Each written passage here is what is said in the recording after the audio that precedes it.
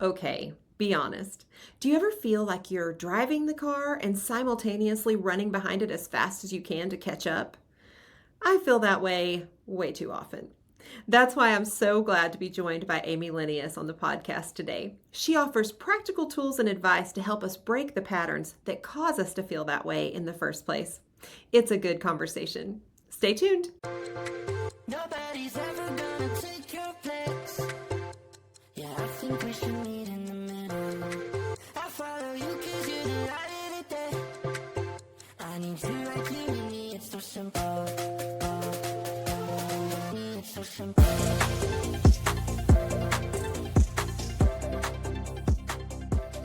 Welcome back to the Gen X Juggler podcast. I'm so glad you're here. And today I am thrilled to welcome Amy Lenius to the Gen X Juggler podcast. Amy is the director of group coaching at Next Level University. She's a professional speaker, event coordinator, MC, and Next Level certified development coach. You are a powerhouse, Amy. Thank you for joining us today. Oh my goodness. Thank you so much. I'm so excited to be here. I'm so excited for our conversation. Me too. And I know your coaching focuses on helping women redefine success in their own lives and really have the best lives possible with a holistic approach.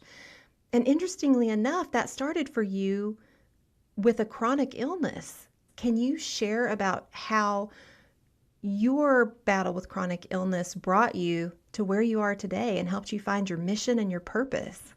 Absolutely. Thank you. Yeah, I'm big on fulfillment and what that means to people and bringing that into their success.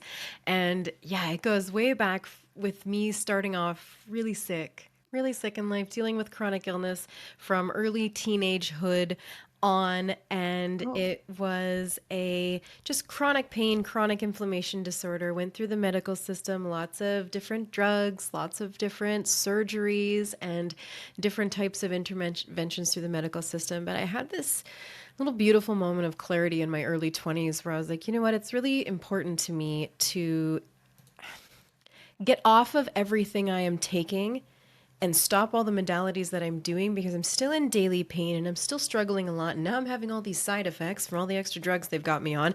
And I had this moment of just beautiful clarity. mhm. It's like, you know what? It's time. It's time for me to just get to know my body again, see what's working. And if it's working, I'll keep doing it. If it's not, we're going to put that aside. And so stepped away from all of that safely and just started exploring different modalities of health, different ways of thinking. And I personally had already a background in anatomy and physiology myself. All of my post-secondary work was in anatomy and physiology. And so I took that and started just picking knowledge from all these different modalities, from like naturopaths especially, and all sorts of incredible things. And I was able to piece together what I needed to do to become pain free and to be able to have my beautiful children and all of the things I needed to do. And I started speaking more and more into women's health. I got asked to speak at these incredible events, and I started giving presentations called Holistic Healing for Your Hormones. And then I ran a program for women for a good chunk of time, and I could see that there was a disconnect. I really helped them with stress. That's a big one. I helped them understand that their internal environment is a community that engages with their external environment and vice versa. I fell in love with the word holistic Mhm. because everything affects everything else. There is no compartmentalizing mental, physical, emotional, internal, external. It all engages together. Even when we're talking about just life, it's like, oh, my relationship and my career, my parenting and my career, like they all come together. And so I was starting to notice this disconnect about how I was able to become pain free and deal with my hormones and deal with my cycles and all of these things. And so what was making me different from these women that I'm trying to support? I'm giving them all the habits, all the things that they can do, all the things that I did. I'm showing them that it's possible. But where I started to realize, especially as I started working more with the guys at NLU, at Next Level University, Kevin and Alan, I started to see where the disconnect was as I learned more from them, as I learned more about identity, as I learned more about just neuroscience and the way our brains work. And of course, hindsight's always 2020, but I can look back and look at myself and see, oh, I had a really decent level of self-belief and self-worth. And that's why I was able to keep going. That's why I was able to be so consistent. That's why I was able to have the mentality of I am worthy of feeling healthy and I'm going to do whatever it takes to get there. And so I was meeting the limitations of these women's self belief and self worth. I showed them it was possible, but they didn't necessarily believe it was possible for themselves. And those are two different pathways in the brain. And that maybe, especially in the chronic illness space, self worth is really low, but there's also this narrative that builds in the brain of I am not even worthy of feeling healthy. So why would I be consistent in something that's going to get me there? And again, hindsight's 2020, I can see all these pieces now. And so now that I've expanded again into not just physical health, even though that brought in mental and emotional health, because that's important, and I've partnered with NLU, we get to do all of these beautiful things where I get to help people not only with their self-belief and self-worth and their consistency and their habits and their version of success, but I still get to bring in all of that previous knowledge where I still help women understand that they are cyclical beings, but hey, let's define what your success is, what your goals are, and how we can sustainably and consistently get there. And so everything has just led up into all the things I'm doing now, and I get to just help people paint this beautiful picture for their life, whether it be mental, physical, wealth building, anything like that. And I've just been so grateful for Kevin and Alan at Next Level University, who have also taught me so much in how to help these people with their holistic lives, their quality of life, their health, their wealth, and their love lives. So it's just been this really beautiful journey. But everything I have done and everything I look back on and all the people I work with now, I can see these very specific pillars of self-belief, self-worth, their ability to stay consistent and what that looks like. So it's a big part of my work. That that is so cool that you recognized all of that. Can we go deeper into the three pillars? That's fascinating to me. Now Mhm. that I hear you say them, it makes total sense that those are the pillars. But I'd love to hear more. Yeah, absolutely. So, any journey that we are on, any goals that we have, anything that success means to us, I deeply believe success can mean anything to the individual. It's very subjective, not just monetary. And so, Mhm. any success journey we are on, whether it be in relationships, in a health and fitness journey, or with monetary and business and career, we're always going to meet the levels of our self belief and self worth. I have seen it every time. And then our ability to be consistent or not. And self belief is an external game. The difference between self belief and self belief is this external game, the abilities and the competencies and your capacity that you feel you have to create something in the external world. Whereas self worth is an internal game. So self belief is if I gave you enough time, energy, and money, you could build a home, a beautiful home. Brick by brick, you could build that home with enough time, energy, and money to learn what to do, to gather the materials, to take the time it takes to do so. So that's self-belief, your ability and you Mhm. feel your capabilities to do something like that. Self-worth is how well do you maintain and care for that home once you've built it? Are you allowing people to come inside with their muddy boots and spill red wine on your carpets and disrespect that space that you have built? It's internal versus external. And so self belief, I deeply believe, of all of these pillars, is the most important one and is the most foundation building because even when if you want to go through frameworks of self worth and consistency, self belief is in both of them. And so self belief is the most beautiful place to start, which is building your belief in your capability and what you can achieve. Oh, that is so important. I feel like with women especially, we hesitate to assert what we really need. Like you said, just allowing people to come in with muddy boots or whatever. Like we don't want to, you know, ruffle any feathers. And so self worth is what gives us that ability to be like, no, I'm going to stand in my belief of what needs to happen here. But it's super hard for Yes, women to do. Mhm. When you talk about performing personal development other than actually living personal development, is that kind of what you mean? Like the external becoming the internal? Yeah, it's a really beautiful feedback loop that can happen that what you're achieving externally fuels you internally. And then when you're fueling that internal, it's going to feel more external. The more you believe you're capable of, the more worthy you're going to become. And the more worthy you become, the more you believe you're going to be capable of. It's this beautiful feedback loop that can happen. And again, there's always this argument, chicken or the egg, which one, needs to come first, which one fuels each one more.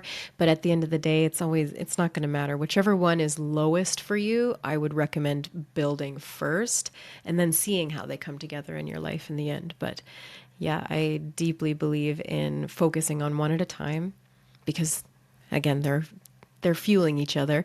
So we can't take on too much all at once or we'll never be able to be consistent. A huge part of consistency is sustainability. And if we can't be sustainable in what we're doing, it's really hard to grow and thrive and expand in the busyness that is life today.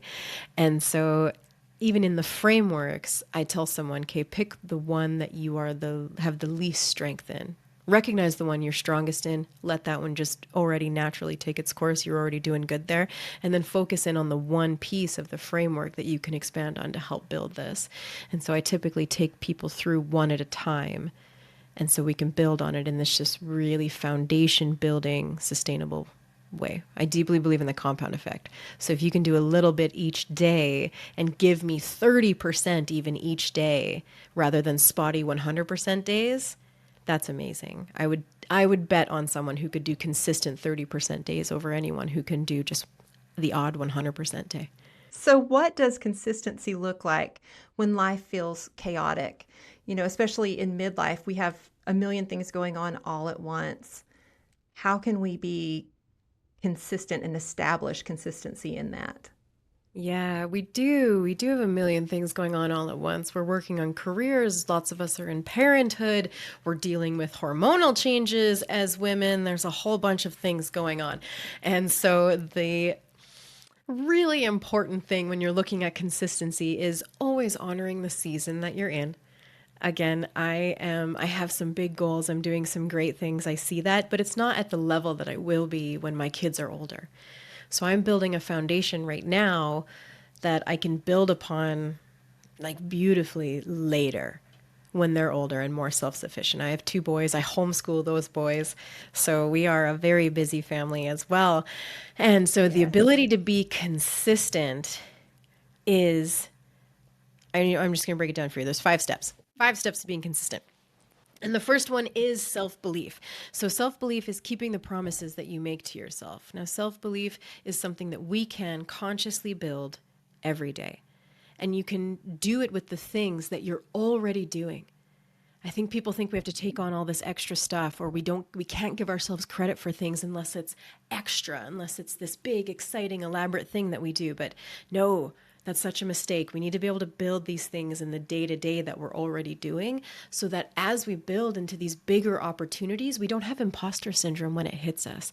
We understand that we did that through all of the hard work that we did because we're taking credit and building it into the identity along the way. And to build self-belief, yes, it's keeping the promises you make to yourself, but it's just this really simplistic, although challenging some days, formula of state, prove, and self-assign. So you want to say that you're going to do the thing. So I love a to-do list. I love a most important task list for the day. 3 max. You never want to do more than 3 to 5, depending on what your lifestyle looks like. And then we say we're going to do the thing. So write down the thing, say you're going to do it, state. Prove is get that thing done. Do the thing. And do not allow perfectionism or how well you can do the thing talk you out of getting that thing done. Like I said, 30% days are going to be better than 100% sometimes. So have a thing that it just matters that you check the box.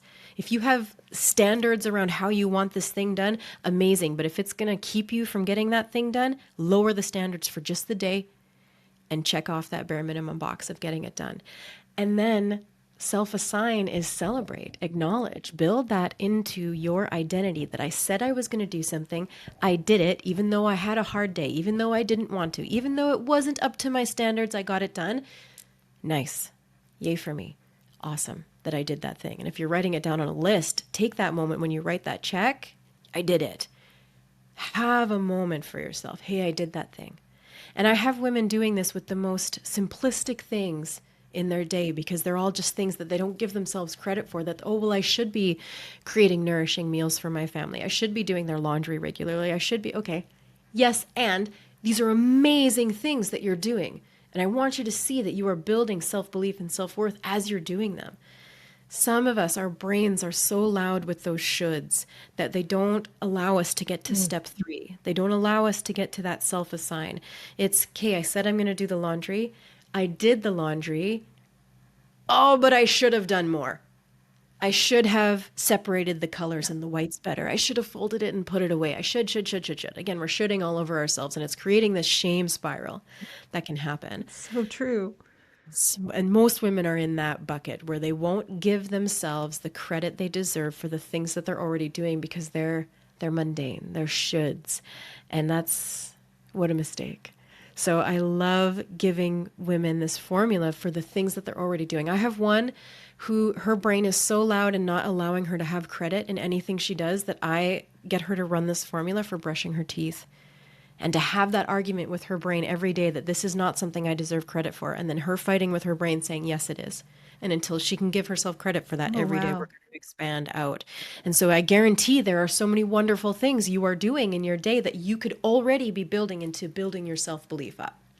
And so consistency is self-belief. Where is your current level of self-belief? And to understand where your current level of self-belief and where your life is and how you're doing developmentally takes humility. So the second step in consistency is accurate thinking, is being humble enough to say, I need to start small because I've never been able to be consistent in this thing yet. It's my level of self-belief is a little lower, so how can I set a smaller goal with a smaller habit? It's, oh, maybe I've overshot regularly. Maybe I started inflated a bunch of times and I can't hit the mark. So it's giving yourself that accurate assessment of where you're at.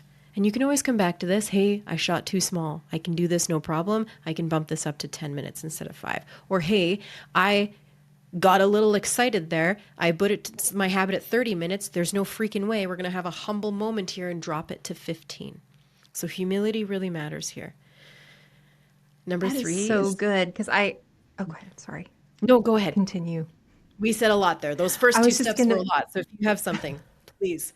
well, I was just going to say, I think we fall into that trap of we get out of bed and today's the day I'm going to do this big thing and make all these things happen. And I love the idea of the humility and going, you know what? Haven't done it yet. Let me make my goal a little smaller so that I can accomplish it and build up that self-belief. I really like that. And sometimes it's hard. Sometimes it's hard to have that moment of, you know what? I haven't been able to do this consistently yet. And so I'm going to shoot smaller. It's hard for us to have that hard conversation with ourselves, but those hard conversations and those moments of accurate self-assessment, even though they feel kind of icky and it doesn't feel good to admit to yourself that you haven't been able to do the thing that you're very called to do. Again, that's just personal growth. That's self-awareness. Self-awareness doesn't always feel good, but especially when you go into those dark, yucky moments, you are excelling because you are doing something that most people are not willing to do, which is look at their shortcomings and look at the things that they want to do but haven't been able to do yet. So as much as personal development and the online stuff is, oh, it's all love and light and easy. And if it's not sunshine and rainbows, maybe it's not meant for you. What a load of BS. Honestly, when you're in the muck, you're doing more work than the average person is doing. So if you're having a hard time looking at those spots, but you're willing to look at them, seriously celebrate yourself for a moment because that is where change actually happens. And step 3 is sustainability. So you need self-belief, you need humility to understand where you're starting sustainably. So sustainably means, okay, let's use fitness. Everyone's got a different relationship with fitness that we can all kind of come together and understand. I say, okay, I'm going to work out for 45 minutes every day. That's the goal. I'm going to work out for 45 minutes every day. I've never done it, but I'm going to do it for 45 minutes every day. And so you do it for 3 days in a row, and then you want to die because you're not built up to do that kind of thing yet. And what you're going to do is say, well, I guess working out isn't for me. Instead of having the humility to say, you know what, I just need to do this more sustainably. I've never even done 30 minutes consistently every day. How about I do 15 and see how sustainable that is? And when you start crushing days of 15 minutes and it becomes easy for you, then you up it to 20. Then you up it to 25. You build yourself a staircase instead of going from 0 to 100 and then convincing yourself that this goal and this desire you have maybe isn't for you. When in reality, it absolutely is. If this thing is on your heart that you want to do, of course it's for you. You just need to set yourself up for success instead of failure. I don't know where this idea came from that if something doesn't come easy, you Yeah. shouldn't try. Like if you hit that wall, oh, it's just not for you. That sounds ridiculous to me. Doesn't it? But yet we're doing it to ourselves all the time because we're adults and we should just know how to do things. Can you imagine if we said to our children as they were learning to walk and they fell a few times, well, maybe son, this isn't for you. Maybe walking isn't for you. You fell a couple times. Let's just try something else. Here, try swimming, right? We can't. Yeah, it's No. obviously not working out. No, so we need to have some grace, some understanding that when we're learning something new or taking on something new, the fundamentals apply for everyone at every age and every stage in life. So sustainability is really important. The next one is adaptability. Number 4 is adaptability. You need to have an adaptable version of this habit because life is life. Life is reactive. If you're a parent, So that true. takes you into a whole nother level of reactivity just there. Or maybe you have a job that keeps you kind of reactive. It's a little bit of a different schedule. This habit has to have a level of adaptability where you can say, oh, I need to pivot here. I'm still dedicated to checking the box, but maybe I can only give this 10% today. Or maybe let's keep using fitness. We'll keep painting that picture. So say you set a goal of 30 minutes of activity every day, but you've put it into a box of, I'm going to do it in the morning. I'm going to only lift weights and that's it. Okay, well, you're not leaving room for adaptability there. What if you wake up and your kid is sick and you still got to get out the door to work and all of these things, and now your morning is off the rails and you did not get your 30-minute weights in? If you're not adaptable, you're going to say, well, then I can't get it done today. Whereas if you're adaptable, you can say, Oh, okay, so do it true. later, and we're not going to lift weights because I don't have the time or the energy for that now. It's at the end of the day. I'm going to go for a walk with my family instead and still get that half hour in, but I've adapted it into the day. It's basically learning to give yourself grace and the permission to pivot so that you can get the thing done that you said you were going to do and still honoring the season and the lifestyle that you were in and the day that you maybe had. That's so important. I can't tell you how many days, and I'm sure my listeners are right on board with this, where we just have all these good things we're going to do for ourselves and get things done for others, and then if we miss that window, we just go, oh, I'll do that tomorrow, and then tomorrow becomes next week, and then next week becomes never, or That's starting right. again at New Year or whatever. Yeah. So Whereas that's in so good. reality, if you just gave That's yourself a bare minimum check the box thing that you can do, have the habit laid out where it's like, okay, if I'm at 100% and this habit is perfect today, I can get that done. But have the bare minimum check box for sure. What does that look like to get the bare minimum done to check the box so that you are building self-belief, that you are building this trust within yourself that you can be consistent. And again, a 10% day is better than a 0% day, always. Always, always, always. That's so true. And releasing the idea of perfectionism, which I think is another thing that just freezes us where we are. Yeah. I know it freezes me. I'm like, Yeah, oh, I can't do this as well as I want to. I'm just going to not do it at all. that's right. But 30% of that is better than nothing. It is. And if So you can true. just And give I can see how yourself that the would grace. increase your self belief. Yeah. And if you can give yourself the grace to just run this system for a little while, I promise your perfectionism, your needs for perfectionism, and the limitations your perfectionism is giving you will heal. This is the system I ran to Mm, heal my perfectionism. I would not do anything unless I could give it 110%. If it didn't look a certain way, feel a certain way, absolutely not. It's not going out there because for some reason it was a reflection of me and my worth. So if I couldn't put it out there at 100%, I'm not doing it. And that's unfortunately something that is drilled also into the female psyche is our worth is only based on what we can do externally. Which, how backwards is that? It's oh, what you can yeah. provide for others, basically, is the measurement of a good woman. Are you a good wife? Are you a good mother? Are you a good sister? Are you a good friend? Are you a good community member? No, no, no. It's all external. And so this also helps you heal that narrative of my worth comes from within, not from what I'm doing externally.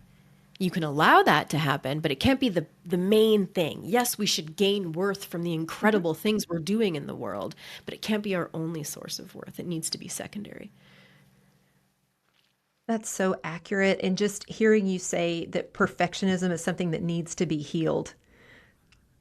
That's not the way that we tend to look at it, but oh my goodness, it is perfectionism is a limiting attribute. It is It not is. like, oh, I'm a perfectionist, so I'm going to do everything perfect. It's I'm a perfectionist, so I'm not going to try 90% of the things that are in front of me in case I don't get them perfect. That's And right. messiness can be good in the process. Very much so. I'm all about messy action That's good. for the That's sake of good because if we're progress. willing to be messy, yes, for the sake of progress. Yeah, and Exactly. if you can just say to this Exactly. mantra to yourself, progress over perfection, progress over perfection, get the thing done, progress over perfection. I say that all the time now, and it helps so much. So number 5, the last of the what we call the consistency stars. So we have self-belief, humility, sustainability, accountability, and now we're on number 5. Number 5 is grit. Sometimes you just have to get it done. You have to tap into yourself and say, I have done this for 10 days in a row or 30 days in a row, or I said I was going to do this thing. I don't feel like it, but I said I would, so I'm going to do it. It's kind of that moment of we have to put our feelings aside and do the thing.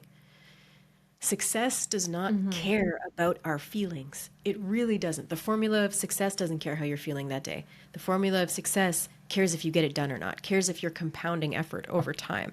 And so we kind of, at the end of the day, if we have not done the thing, we need to say, F my feelings.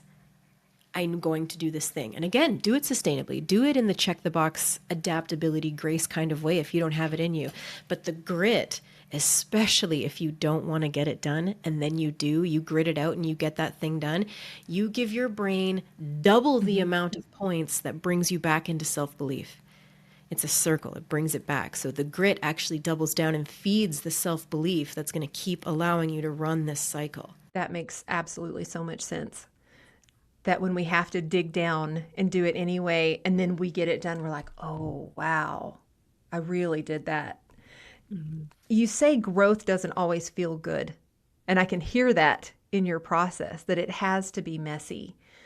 Do you feel like we define, women in particular, define success based on how what we're doing feels? Like if it doesn't feel good, maybe it's not good, even if it's part of the process. Yes. Yes, which is a beautiful attribute of the feminine that we emotionalize everything, that we can, we're such spectral and emotional beings that it's really valuable to keep that within ourselves, but not allow it to get ourselves off the rails of the things that we really want. And so it's really important to build the train tracks through the daily habits that you decide that are going to get you to the goal that you want. So you build those train tracks and then you allow yourself the spectrum within that. So have the guidelines and then be spectral within it. Like I can't do my 30 minutes of the same workout every day because that would drive me crazy as a as a variety driven spectral female who doesn't feel physically 100% every day, let alone mentally. We are cyclical beings. We're different all the time, week to week to week. And Yes. so it's really important for me that my fitness goal is worded in a way that I say I'm going to move my body for 30 minutes every day in an aligned way. So I get to decide what that looks like every day.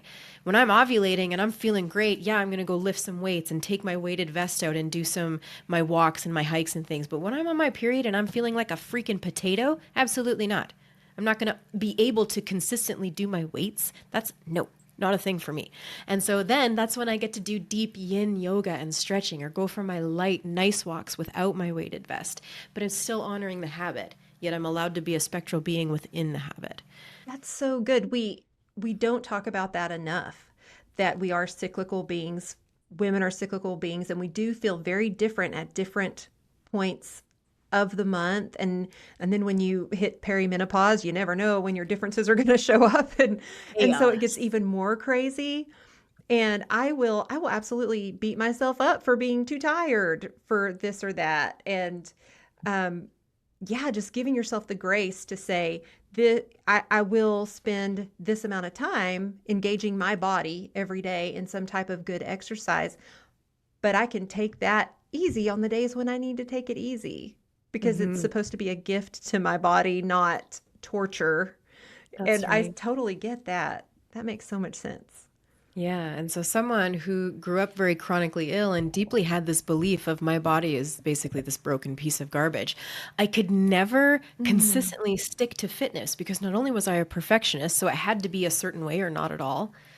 I couldn't stay consistent because I was painting this perfection in box. And so I would be okay for a few days and then I would do too much, kick up my inflammation, and then be down for the count for a couple weeks and then have to start again. And it was just this detrimental cycle that I was building. But once I was given permission to start small and to do it imperfectly and to do it in a way that felt good to me that day, I have been able to move my body in an aligned way for 30 minutes every day for over 1,000 days. And I track that because also, if you track things, it keeps your brain accountable. So I know that it's been over 1,000 days. If I looked at my tracker, I could tell you right now exactly how many days it's been.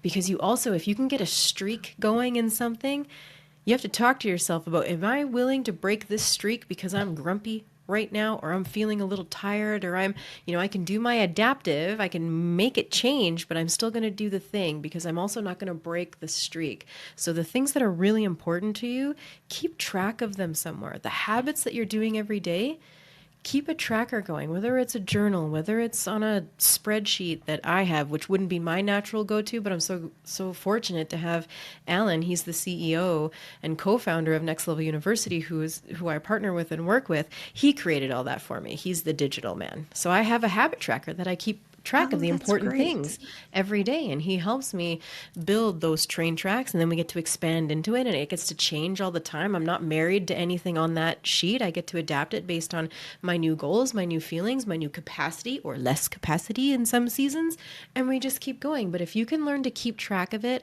and see it as just this permission giving thing, instead of, women feel really restricted when I talk to them about tracking. It feels very restrictive. And so I felt that in the I get beginning that. too. When Alan talked to me about tracking my habits, I really wanted to tell him to take a hike, and I kind of did. But he painted this beautiful picture for me. And again, it allowed me to heal my perfectionism because now when I'm getting zeros on my habit tracker, I'm like, okay, this is not sustainable for me right now. It's not that I am failing and I suck. It's that the way I have designed this habit is not sustainable for the season that I am in. So I'm either going to let this go for now or I'm going to Mm. drop the bar a little bit so I can build up into it. It's been a really healing journey actually to learn to habit track and learn to be consistent. And it seems like the just being able to look at your habit tracker and see your over 1,000 days of consistency there, it's like an instant little reward. Yes. And then when it's not there, like you said, it's instant feedback on I need to adapt Yes. to make this work better so that I can achieve my goals. That's perfect. I am one who will get frustrated with tracking calories, tracking steps, and I have friends that are like, "Have you been in the MyFitness app? Have you?" I'm like, "No, I have not." But I see when I hear you talk about it, it makes a lot of sense with your system, if I can call it that, with the pillars, with your coaching. That makes so much sense because it falls in line with what you're supposed to be checking and what you're supposed to be doing. Yeah. And it doesn't feel burdensome or like it's putting you in a box. It actually feels good, like it's serving Yeah. you in some way and not taxing you. Yeah, especially when you're in our coaching, we nurture that along for you. Sometimes you need that permission and validation almost to make it messy at first, to not be getting 100% Mhm. days every day, because how can you go from 0 to 100%?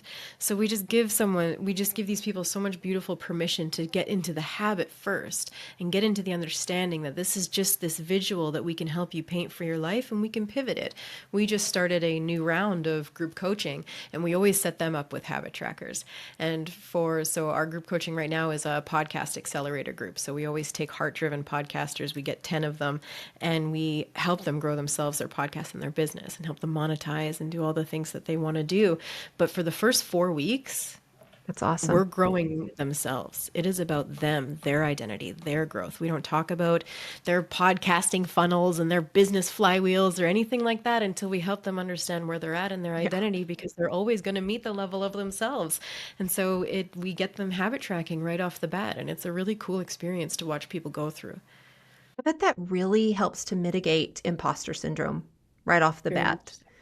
to get to know yourself and what you bring, and your belief in yourself and your self-worth, because that is definitely a thing when you take on anything big, especially I think as women, there's that question in the back of your mind, what qualifies me to do this? Do Yes. I have what I need to offer, what I intend to offer? Can I offer that? We just question ourselves a lot, I feel like. We Do you do. see a lot of that? Oh, constantly, constantly. So, and that is a level of self-worth as well, but it's also because we haven't built the identity, or we haven't allowed all the incredible things that have gotten us to where we have gotten to build into our identity along the way. So that all of a sudden we get to this place in life and we're like, I do not deserve to be here. Who am I to be Mhm. in this position?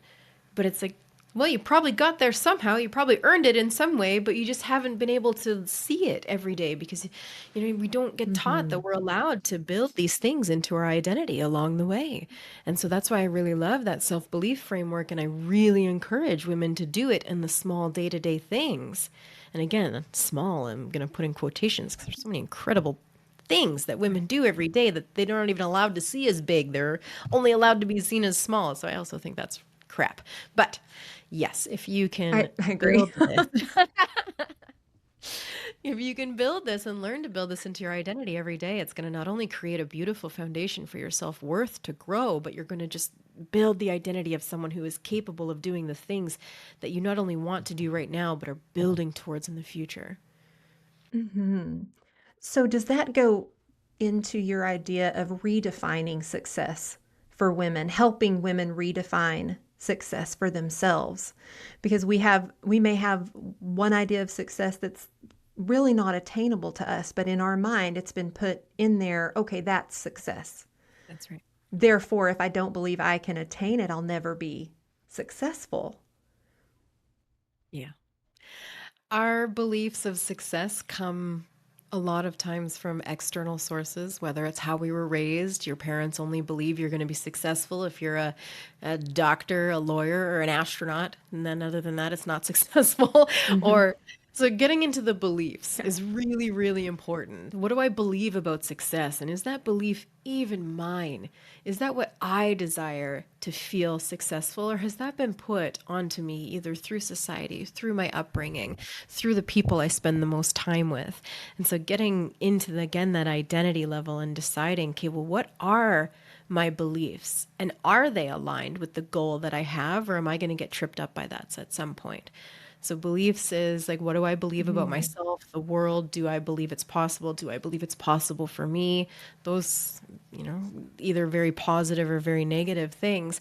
And then you want to understand your core values. Core values are going to help you understand what success means to you as well, because that's what's underlying, driving what is in alignment for you. When you feel out of alignment and you don't know why, it's like guarantee there's a core value in conflict there.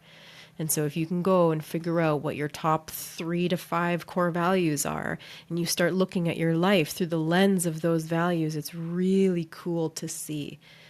It's like, this thing should have brought me joy, or I should be wanting to do this more. But why? Why doesn't it fuel me like, it should? And again, the shoulds, right? But it's, oh, Right. well, if you look at that, I have a core value of freedom. One of mine is freedom. You can see it everywhere. We live on 2 acres. We have chickens. I homeschool my kids. I work from home. But again, until I recognized that, when I had the kid, well, my oldest, in school for a little while, I was like, ugh, it Mhm. doesn't feel right. And when we did all these other things, I'm like, but these are things that everyone should be doing. No, it turns out it was against Mhm. a core value of mine. And so when you can start understanding those things about yourself and then view the lens, or view your life through that lens, and start making decisions through that lens, you start to become more fulfilled. You start to feel more successful. And then you pair those with your core aspirations, and then you're really going somewhere that's going to not only feel successful, but it's going to feel abundant and fulfilling as well. It's so refreshing to hear you say that because I am also very, I didn't realize until this moment that one of my core values is freedom. Yes. I do not operate well in an office from 9 to 5. I live on 3 acres. We have chickens. I homeschooled my daughter until she got into 6th grade and asked to go to public school. And I still struggle. Some of her teachers are going to watch this and go, "Oh, that's why." But I struggle with the conformity of public school. I see value in it. I taught public school for 6 years, but um, yeah, I now realize. But being able to name that as, oh, it's not because I am too willy nilly and just can't settle into anything, it's because freedom is a core value for me. Hmm. Just reframing what I often see as a negative into a positive, I assume could make me use it for more positive things rather than trying to stuff that side of me down. Definitely, because it is a part of That's you. Our very core cool, values. Amy. Good. Yeah. Our core values are within us. So those are things we need to discover. They're not, I think they can evolve in Mhm. their meaning as we evolve, as we grow, as we age, all of these things, but they're there. They're there. And if you can discover what they Yeah. are, like I said, your top 3 to 5, and you can go online and look up a list of core values. Brene Brown has a really extensive one. Lovely. Just look up Brene Brown core values and just highlight the ones that make you say yes, yes, yes. Now, as women, we love to love a lot of things. We're very spectral beings. It's like when you ask a woman what her favorite color is, and she says, "Well, all the colors. What thing do you mean?" It's that. So Right. highlight a bunch of them that feel good first, and then start to categorize them. That's what I was able to do. So, yes, I had like 30 right off the bat, but I was like, oh, these all clump together in what I would consider freedom. These all clump together into love and appreciation. So, my second one is freedom, love. My next one is growth, growth and contribution.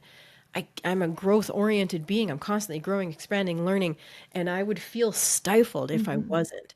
And so I could picture all the ones that were there and okay, that goes under growth. And if I had to choose a fourth, it would be integrity. But again, there were like 10 different ones that I would put in that category that I just felt deep in my soul that I gave the label of integrity to. And so, how can you focus it down for the sake of, yes, your female spectral brain, but let's clump it into the words that encompass them the most for you into about 3 to 5 so that you Mhm. have just a solid lens that you can start building your life through. I would imagine that would help us stop seeing stop seeing ourselves through other people's lenses, And then which wonder why people we are all don't too feel happy to good. help you see yourself through their lens. Yeah, and then we wonder, well, why am I not fulfilled? I'm doing all of these things that all these other people do. Well, I guarantee you, they have a different compass than you. If they're feeling good doing these things, Yes. they have a different compass. And if you're trying to live on their compass, it's off. It doesn't feel good. I wish I had known all of these things before my 49th year, but how awesome that I can start now, putting Right. these things. And these are things that have always been, just like you said, they've always been there. But the way that you approach them at Next Level Coaching puts them into a clearer picture for Mhm. us and really helps us see who we are and discover our own successes. Yeah. I love that. That's wonderful. That is so Thank you. good. I know that many of my listeners are going to be very interested in checking you out and checking out Next Level Coaching and checking out your Facebook group. Can you tell us more about that so they know how to get in touch with you and get more of this good stuff that I wish we could sit here all day and talk about because I would be so on board for that?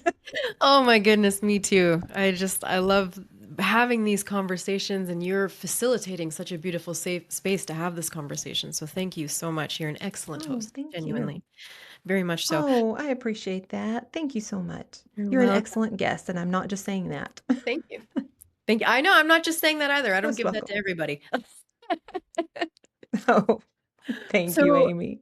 I mean, anyone can reach out to me anytime. Facebook and Instagram is as far as social media and things where I live. I struggle to expand outside of that. So, Instagram and Facebook is I my get home. that. And it's just at Amy Lenius, and you can send me a message anytime. I'm happy to chat about this with anybody. And just if you need a self-belief boost or a self-worth boost, I'm so happy to have those discussions with you. Or maybe you've also dealt with chronic illness and you just need someone to vent to who can empathize. I'm always here for that as well. And so anytime, message me. I just at Amy Lenius in both of them. And so we've talked a lot about basically self-awareness today. I deeply believe self-awareness, understanding your beliefs, your values, what you like and what you don't like, how much we're not giving ourselves permission to even ask ourselves those questions. So at NLU, we deeply believe in self-awareness as a superpower, and we want to help you build that every day. So we have a free Facebook group that I run. I'm in there every day. I post in there every day. Just a little question of self-awareness. Sometimes it's deep, like what are you learning right now and how are you going to implement it? But sometimes it's like, you know what do you like better with your chocolate? Caramel or peanut butter? We need to know these things. We want you to know these things. And so it is just a safe space to learn about Yes. yourself, to excel. It's called Lex Level Nation. It's free. It's open to anybody who just wants to grow and learn and become self-aware every day. That sounds great. You guys run to Next Level Nation on Facebook and join that group and get into these wonderful conversations, grow in your self-awareness, in your self-belief, self-worth, and your consistency. And I think that could change everything, honestly. And I'll link all of your social media information and your website in the description of this podcast. Thanks so much for coming on, Amy. You have made my day better, and I will be looking at life through a different lens after our conversation. I appreciate it. Thank you so much for having me. Nobody's ever gonna take your place. Yeah, I think we should meet in the middle. I follow you 'cause you're the light of the day. I need you like you need me, it's so simple. It's so simple.